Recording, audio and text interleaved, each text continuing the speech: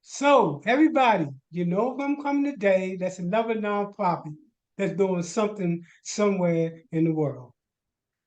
New York, we did that yesterday. This time we're coming back to my state, Florida, a group that's doing some things, not only here in the state of Florida, but they international. So look, let me step out the way. I'm gonna have this group introduce themselves. Make sure you let people know who you are, where you are, because again, this is gonna be broadcast all over the United States. That being said, sir, who are you? What do you do?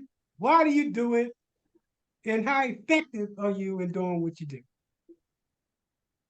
All right. Well, my name is Daniel Bursch. It's an honor to be with you today, Michael, Mr. Randolph. And, I really appreciate the time you're taking with us in our organization. So much gratitude to you for all the good work that you continue to do for everybody around the world. This was founded approximately 14 years ago, a vision that came from a source of godliness and holiness to give back to the world and compassion and love. When there's people in need, we want to be there to help them find shelter and help them get food, especially when there's a natural disaster. And so that was the main reason we started this 14 years ago.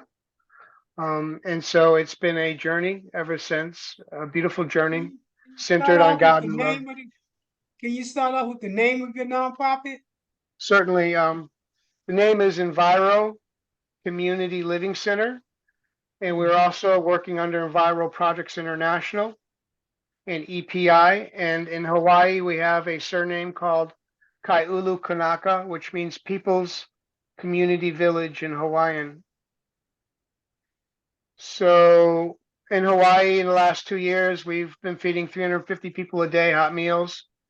And we sponsored a grassroots organization in Hawaii called Hungry Heroes Hawaii. They needed a legitimate 501c3 to sponsor them. They had already been doing wonderful works without any help from anybody, just working with the community. And so they wanted to get a grant, but they were not a legitimate 501. So we sponsored them. We've been sponsoring them for 2 years. The original founder, Stephen Calkins, decided to come on our board of directors. And he is facilitating on our board of directors in Hawaii while running his grassroots charity as well. So they're doing really wonderful, wonderful work in Maui, Hawaii. My son David, who is 25, also happens to live there as well on 5 beautiful acres. He's a farmer and a musician. And so they're involved now with the mayor of Maui, and they're working with Red Cross and FEMA to develop temporary shelters now. So they're looking at possibly garnering some more grants to work into that space and time. And I will continue to sponsor that group's organizations as they're doing wonderful work. I have not gotten any grants, particularly directly for Enviro Community Living Center as of yet, but I am looking forward to doing that. But I want to make sure that everything is legal and above board before I move forward here. And what we're doing here in Florida, Michael, is developing a TV show called Enviro Projects International. And we have affiliates who are stationed in Israel, Australia, Uganda, Rome, Italy, and they're all on our board of directors here in Florida, even though they live in different countries. That was quite intentional. God's plan to be able to connect people together on a global level. And so I'll be flying, I'll be doing a lot of traveling over the course of the next year or so. And it was a blessing for me to be able to work with such amazing people. In Rome, Italy, we have a U.S. diplomat named William Hines, and his wife was a countess, who's going to be helping us also in Israel. And we have a gentleman named Kalman Greenberg, who is a scribe. He writes the Bible, the Torah in Israel. He has two beautiful twin daughters, and they're weathering the storm in Israel right now. And he is on our board of directors. We'll be registering the charity out there to bring good things forthcoming in Israel. And then in Australia, we have Tora Klein, who has 532 acres, a homestead where she and her three daughters and her husband Kevin occupy that land and live off the grid. Absolutely amazing, amazing family. She has a healthcare business and she's a nutritionist. But from that point moving forward, I'm going to let everyone else speak. I don't want to take up too much space. So, Christy, if you could speak a little bit about things, how we met, maybe about what you do for us. Thank you. My name's Christy Abbott, and I am on the board of directors for the Enviro Projects Florida. And I recently, well, 2 years ago, Dan introduced me to Brian Isabray, who was managing an orphanage in Uganda, Jinja, Uganda. And he entered an entrepreneur program that I'm a coach on. And our director was gathered some clothing, and I took it there to the orphanage where he had a team of people in our entrepreneur program. One of them was a papaya farmer, and he is now managing a bulk food store through our program. He, was able to use the tools that we teach in our entrepreneur program to manage a store. A chicken farmer is now the store owner. Mm-hmm. And they all support the orphanage. Mm-hmm. And a fourth man was a tomato farmer, and he is now a graphics school owner. He teaches computer graphics to the teenage boys. So through our entrepreneur program, these four men that I was introduced to by Daniel are now actively have created businesses in their community. And so I'm very close with the orphanage, and I got to meet all the children. I just recently returned from there, and on my journey I also met Sarah, who we were speaking about briefly. She is also in our entrepreneur program, and she has purchased an oven, and I'm creating a GoFundMe for her to hire women and train women to make bread to deliver twice a week to a woman's group who these women are mothers Can we hold on for 1 second? Can we hold on for 1 second? Disabled. Can you give people an email so they can help support that GoFundMe that you're trying to do? So give an email so they can help to help that GoFundMe page. Keep in mind, you're talking to people around the country. They got money, so let's get some money out of their pocket so they can help for a good cause like yours. And I'm sorry. So go ahead. Give Well, us I haven't created the GoFundMe, but it will be on my Facebook page. My name's Christy Abbott, and my email is Christy, CRISTY dot the permaculture guild @gmail.com. And of course we are accepting donations for that as well. And I'll be setting that up here in the next 2 weeks. So it's January 19th now. So we appreciate any assistance we can get for that. And then Ali in Uganda is also on our board of directors. This one thing I want to throw in there so folks that's listening to. Say that again? I'm going to say something to the people that's listening to this presentation. This is a 501c3 organization That means any funds that you give is tax deductible. I'm sorry, continue.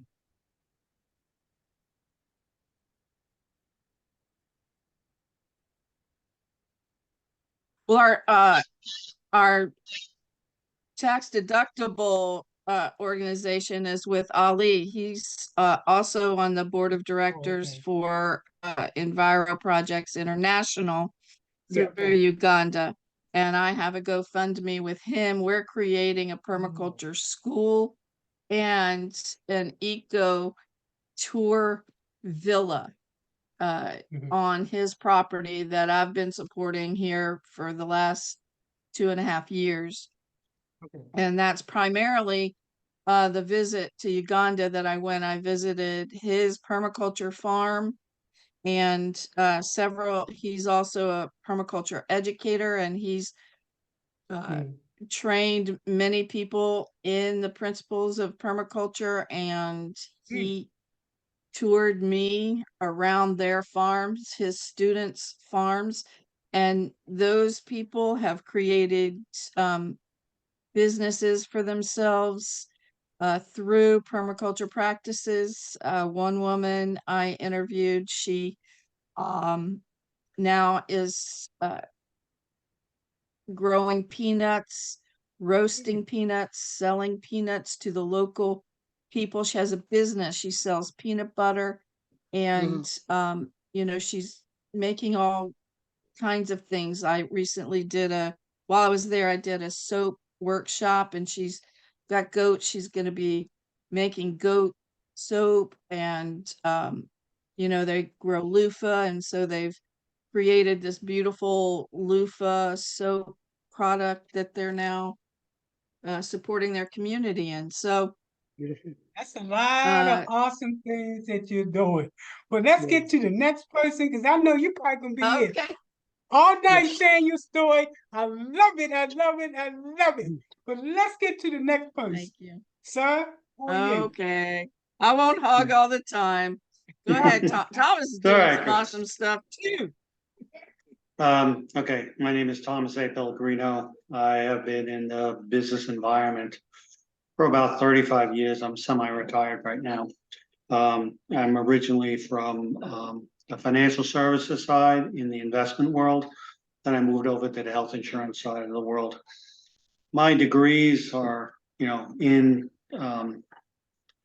IT, so a lot of my knowledge is in finance and financial systems. So that's the reason why Daniel brought me on, because I do have a lot of business savvy. I got a lot of investment savvy. I run, 20, $30 million budgets. I've done multi-million dollar, implementation. So I mean, and contracts that have been $200 million. So I mean, I have the experience from a business standpoint. All right, so Daniel and I met, and he heard about the fact that I was putting together a fruit tree farm. Okay, and Y'all coming with some very creative added projects here. So yeah, keep on talking, sir. okay, See, like each so one of you talking about something different, new yeah. and innovative. Yeah. Go ahead, So, sir. but Continue. let me get to it. So I'm building this fruit tree farm with the intention that 70% of it is going to be donated to the food shelters. So my wife and I plan on eating 20% of it, knowing that 10% is going to go to the varmints and, two-legged as well as four-legged varmints. And the remainder, we're going to basically donate to the food shelters for the people who are, either destitute or homeless or just can't make the ends meet. Now, the timeline on this is roughly about 6 to 9 months from now. I will have it up and operational. I'm currently getting the ground prepped. Actually, I finished prepping the ground. I'm currently, getting the fruit trees put in, bringing them in at a 7-foot height, so they are going to be fruit ready by next season. Unfortunately, when you do that, the first harvest is always a small harvest. So I may not be giving a lot to the homeless the first season, but at least by the second season, I should be able to give them, a decent amount so that I can at least provide food for like 1 or 2 shelters. But the ultimate goal is that I will have 15 banana trees, okay? And each banana tree produces 2 pups. And each pup grows in a year and 2-month period. So as that banana forest grows, I will start to have, what they call 15 to 20-foot clusters of bananas. That's what the trees are supposed to produce, which roughly is about 200 bananas per cluster. So I will be giving at least 1 cluster or 2 clusters per homeless shelter. Then I have a lot of various fruit trees, not just exotic, but the peaches and the apples and and the plums and all that. I have the standard trees, but I also are bringing in some exotics, which are your star fruit, which is very high in vitamin C and its antioxidants. I'm going to be doing the Bahamian cherries. I'm also going to be doing the Asian apples. I'm going to be doing the persimmons. Persimmons are very high in antioxidant. And I'm also, if anybody's ever heard of moringa, moringa is a miracle fruit type of tree. And when I say fruit, it's nuts, but you can eat the leaves, you can eat the nuts, you can crush them up and make a powder and a tree and all that. So I'm probably going to have roughly about 5 moringa trees within the next 2-year period. And those moringas, I'm definitely going to be giving the crushed nuts to the homeless shelters for them to use for their serving of tea. Now that moringa tea is antioxidant. It's very high in vitamin C. It's high in vitamin A. So it's got a couple other vitamins. I'm just not 100% familiar with every single one. But all I know is it's called the miracle fruit. And then I actually am going to have some trees which they actually call miracle fruit trees, which produce a red berry. I'll have loquats, and I'll have a big variety of fruits. So this is a 9 years out till I'm sorry, 9 months out till I'm fully established, and then a year and a half out before I'm going to be able to fully give out, what would you call it? It'll probably be at least 2 baskets for a homeless shelter, which in one basket holds roughly about 50 to 75 pieces. And most of the homeless shelters don't, at least the ones I've attended over the last 2 years, they don't hand out more than like 30 or 40 pieces of fruit. So I know that people will be able to get either 1 or 2 fruit out of the basket, along with the other food that's being served. I'm not the sole provider, but it's a good a harvest, yielding capability to them. And that's really all I was going to do at this point, because that's what the Holy Spirit told me to do, and that's what I'm going to do. I had to jump in and say, please stop. But look, I have 2 questions for each of you. The first question I want to ask is, why do you do what you do? What is your personal reason? Because I'm sure each of you can be doing something different. And then the next question is, what would the world look like if you wasn't doing what you're doing? You want me to go first? Or you want to go first, Christy? No, you go. Okay. I'd be retired. I'd be sitting in my backyard in my hot tub, and I'd be relaxing. That's exactly what I would be doing. Nothing else. Because I may look young, but I'm an old man. However, why am I doing this? I am inspired by the Holy Spirit to do this. And I know a lot of people are like, oh yeah, religion. Drop all that nonsense. Let me tell you something. When the Holy Spirit tells you to do something, you do what you're told. Okay? Daniel can confess to that one. I'm sure Christy can confess to that one too. When the Lord tells you to do something, you do as you're told. Because at the end of the day, you want to stand before Jesus and have him say, well done, my good and faithful servant. I'll put So, what would the world look like in the area that you're working in, if you wasn't there? What would the Whoa, world be like? what would the world look like? Well, I can tell you one thing, Without people what you're wouldn't be doing? getting that nutritious fruits Okay. that they normally wouldn't get in the homeless shelters and the food banks. I mean, my goal is to make sure that they get fruit that is high in antioxidant, high in vitamins and minerals. Uh, and you know, it will help with their nutrition. It'll help with, you know, longevity, because the miracle fruit is supposed to help you with longevity as long as you drink the tea and eat the leaves. So the leaves can be put So into a salad. So they got to figure it in other out. words, what you're saying is that you affect the quality of life of that individual from a health perspective.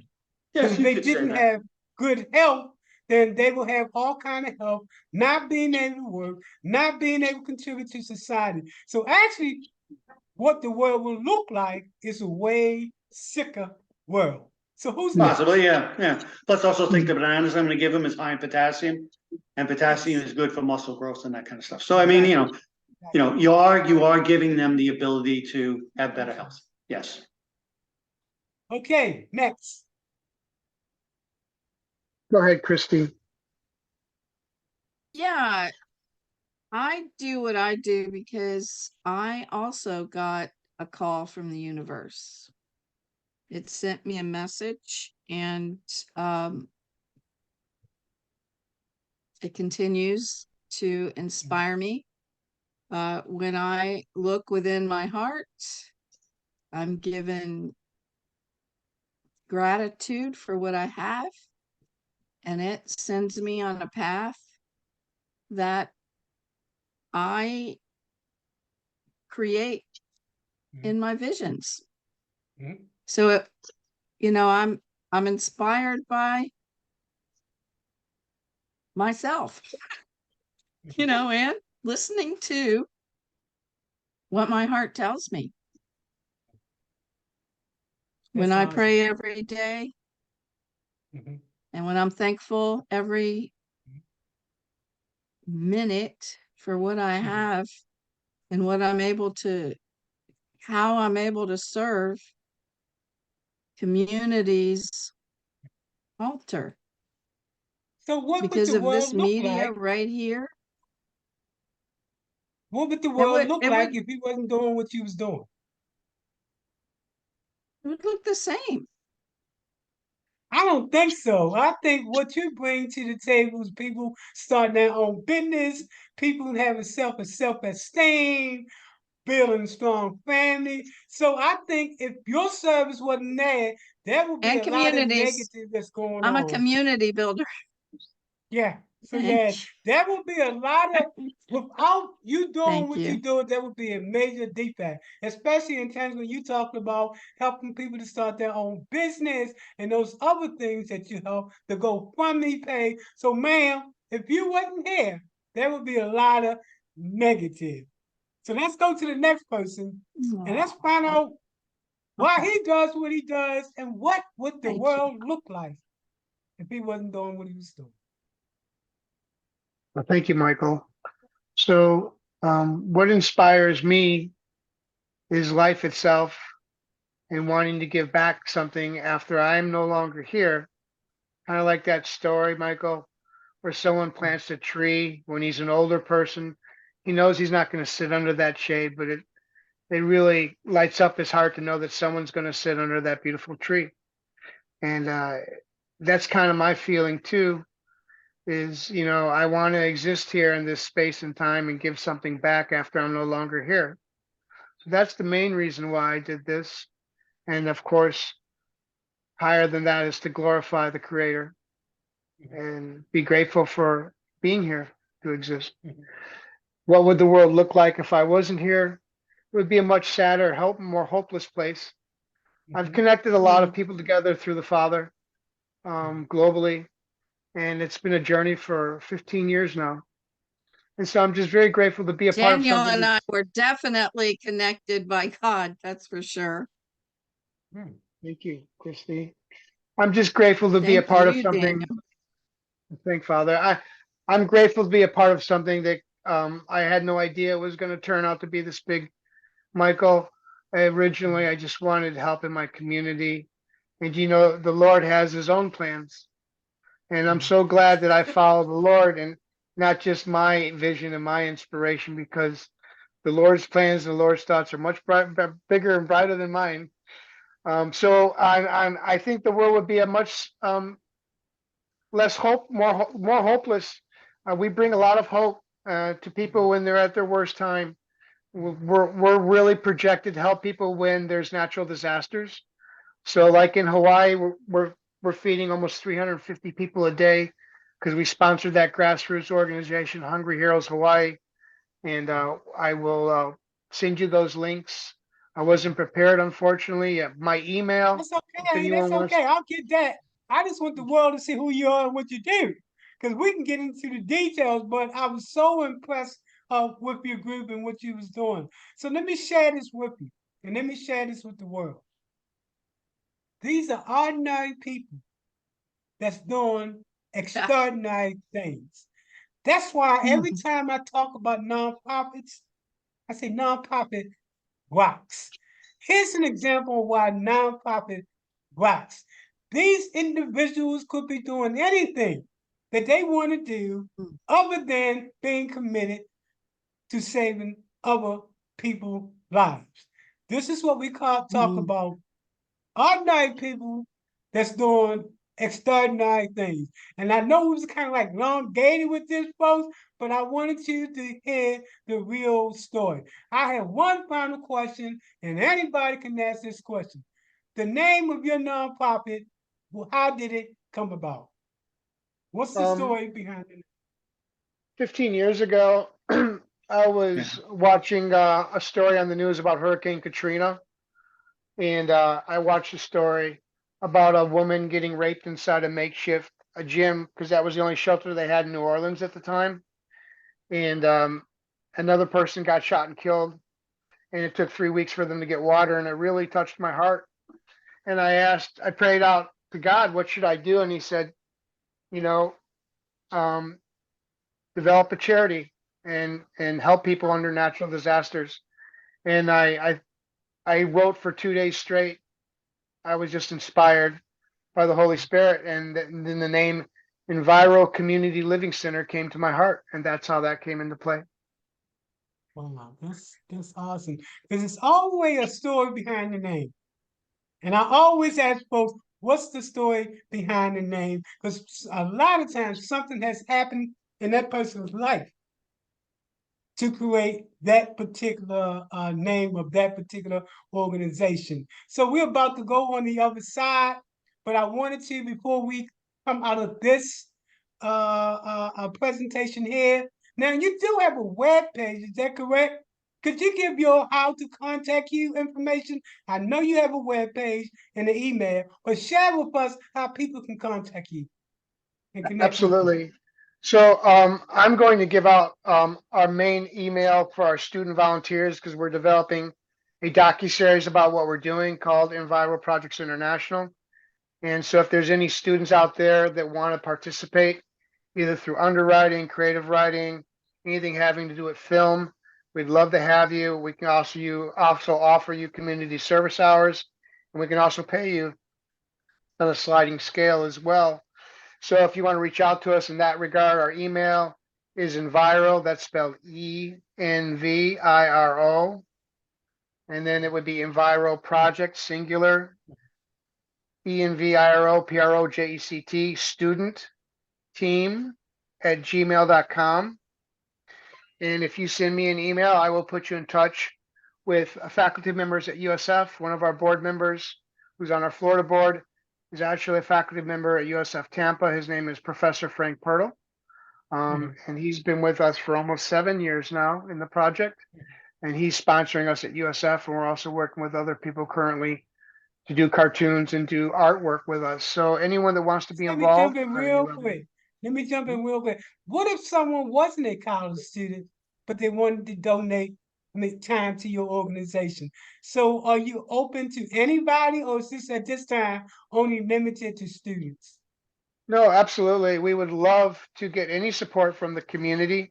either here locally in Florida or anywhere within the United States or globally as well, because it is a global movement that we're developing as a TV series, ongoing TV series to let them know what we're doing in other areas. So please, anyone on the global community level or the local community level, feel free to email us.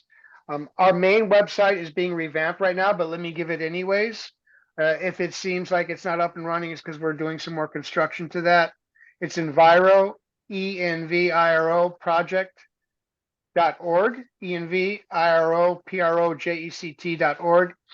And then if you want to get any 501c3 nonprofit receipts, I'm going to allow Thomas Pellegrino to give his email out, because he handles all of our financials. As far as if someone wants to donate money to us directly, Thomas can send them a receipt for that. So I'll let Thomas speak on that. Yeah, TOMP11566@gmail.com. That's the one that I use to monitor for this business. And then you'd be able to generate receipts for people if they want a tax exemption.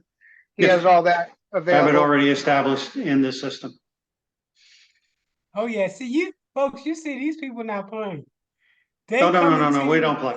not We only don't play. with the passion, but the professionalism and Yeah. skill set ready to make it happen. So folks, I hope you enjoyed this night's presentation. Again, these folks are all over the place. So let's go come out of this and let's go talk some business.